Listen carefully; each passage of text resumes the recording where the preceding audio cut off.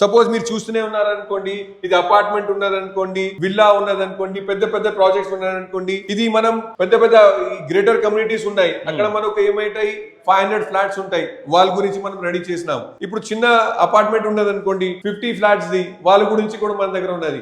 ఇంకొకటి ఒకవేళ మీరు గ్రేటర్ కమ్యూనిటీ ఉన్నది 500 ఫ్లాట్స్ ఉన్నారనుకోండి, అది కూడా మన దగ్గర ప్రోడక్ట్ ఉండేది, అది కూడా మీకు చూపెడతాను. ఓకే, సో అర్థమైపోయింది కదా. ఇప్పుడు నేను మీకు మీ కళ్ళ ముందే వాటర్ ని మొత్తం ఎలా వస్తుంది, ఎలా పోతుంది అండ్ ఈజీ ప్రాసెస్ ఏంటో చూపిస్తాను. ఇక్కడ జరిగే ప్రాసెస్ ఏదైతే ఉందో అది కళ్ళారా మీకు చూపిస్తాను. సో ఇప్పుడు మీ ఇంట్లోనే ఒకవేళ ఇది పెట్టుకున్నారు, డెమో కావాలని అడుగుతుంటారు కదా, ఆ డెమో నేను చెప్పేస్తాను.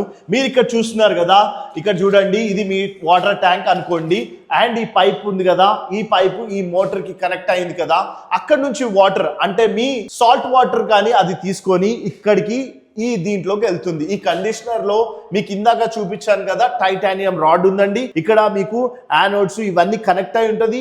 ఈ ప్రాసెస్ ఎలక్ట్రాలిసిస్ ప్రాసెస్ ఈ VPSR టెక్నాలజీ. సో ఈ ప్రాసెస్ టెక్నాలజీ జరుగుతుంది అండ్ మీకు ఇక్కడ స్కేల్ ఫ్రీ వాటర్ దీంట్లోకి వచ్చి ఇక్కడ కంట్రోలర్ ఉంటుందండి.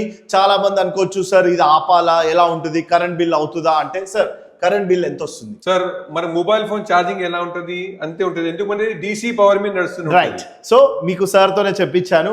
ఒకవేళ ట్యాంక్ నిండిపోతే ఆగిపోవడం కానీ ఈ ప్రాసెస్ అంతా జరుగుతుంది.